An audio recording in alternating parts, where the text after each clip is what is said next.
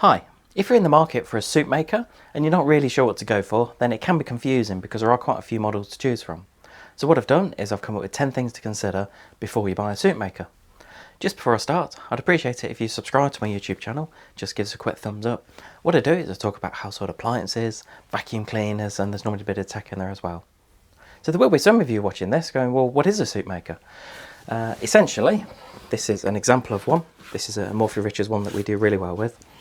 And all you need to do is just chop up the ingredients. They don't have to be too small, but chop them up, pop them in here with some of the liquid, and then put the lid back on. You can see it's got a blade at the bottom there. You need to be careful of that because that's quite sharp. And then once you've done that, you've got quite a few programs on here.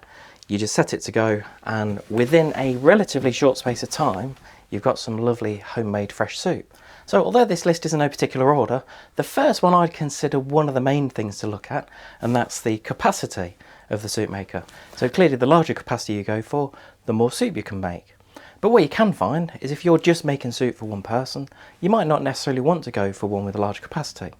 Just to give you an example, some of the smaller ones tend to start around the 1 to 1.2 litre. As you go up to some of the larger ones, you're looking around 1.8 to 2 litres. So it can make quite a difference. Talking about the capacity leads quite nicely into number 2 on the list, and that's the size or the dimensions of the product. Now clearly you're going to find if you're going for a nice compact, say a 1 or 1.2 litre unit, then that should be a lot smaller than going for something around 1.8 or 2 litres. So that's really number 2 on my list. Have a look at the sizes, because if it's going to sit either in a cupboard or if it's going to sit on the worktop, then the size of it could be really important. Number 3, have a look how long it takes to make the soup. For some people, they will take things like this to work and they'll actually make soup within the workplace. Now that can be quite important as to how long it takes to make the soup, because if you only get a certain, say, lunch break, then you don't want to be waiting 45 minutes or an hour to make your soup if you can buy a model like these ones where you can make it in around 25 to 30 minutes. Number 4 is always going to be a popular one, and that's how easy is it to keep clean. What you don't want to do is to be going and buying a product like this and then every time you use it you've got to strip it down and do a lot of cleaning, because to be honest it won't be used after a while. So what you want to do is to make sure they're easy to clean.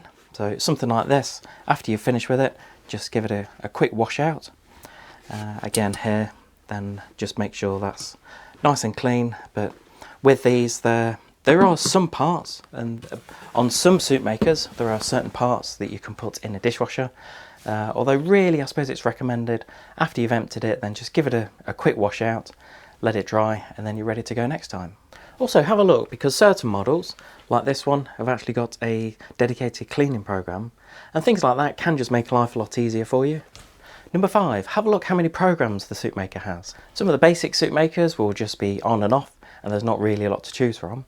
As you go up in the range, then some of the better soup makers will offer quite a few different programs and I suppose different types of soup that you can make, just to allow a bit more flexibility for you.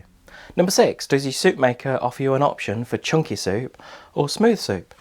Now quite a few, I suppose, like this.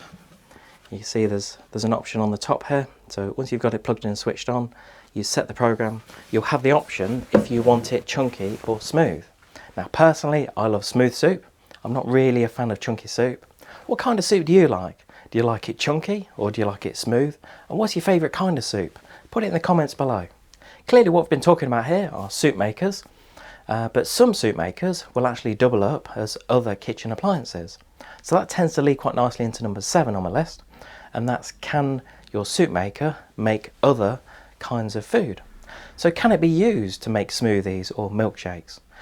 Because you can find sometimes if you've got a dedicated item for, say, a soup maker, and if you've got a blender, and then if you've got, say, a smoothie maker, you've got all these different kitchen gadgets, whereas sometimes if you can buy one that's doing quite a few of those, then that could be a really good option. Number 8, does the soup maker have a pulse function? Now I know for some people you're thinking, well, why would a soup maker need a pulse function? And essentially it doesn't really, but if you've gone for a multi-function soup maker where it does offer the functionality to use it as, say, a blender, then sometimes having a blender with a pulse function is really, really good. Number 9, does the soup maker have a keep warm feature? Personally I think that's a feature that should almost be mandatory on soup makers, because what you don't want to do is to get the soup made and then find that it starts to go cold straight away. Because things like this, they're not that insulated, so they're not designed to keep the food warm for that long naturally on its own. But a lot of these, including this model, it has got a keep warm function. So all it will do when it's finished cooking, because it cooks pretty quickly, and I mean this model is around 25 to 30 minutes, then what it can do is it can actually keep it warm for some time for you. Number 10, and I suppose it's always going to be the same, it's going to be the warranty and the price. I know it's technically two things, but I just wanted to get those both in as number 10. So the warranty, all manufacturers will offer a minimum of 12 months. On the Morphy-Richards one we've got here, that's a 2-year guarantee. You will find some, I suppose, especially as you go to the higher end soup makers or blenders, some manufacturers may offer a longer warranty because they're a bit more confident in their reliability. Also the price of the soup maker, you will find that prices range a huge amount. Some of the ones that we've stocked over the years start around the 35 to 40 pound, and you can go into hundreds and hundreds of pounds. If you're interested in buying a soup maker, then I have provided a link below to show you to our website where you can get more information. I hope you enjoyed this quick video on the 10 things to consider before buying a soup maker. I know there might be things that you're thinking, well, why didn't he mention that? But really what I wanted to do was to try and cover some of the basics before you go out into the market and buy a soup maker. I would appreciate it if you subscribe to my YouTube channel. Just give us a quick thumbs up, click subscribe, and leave any comments below from the video, whether it's good or bad. Also, if you have got a soup maker like this or any other brand, if you've made soup before, then let me know what your favourite type of soup is, because I do always appreciate the feedback. Thanks for watching.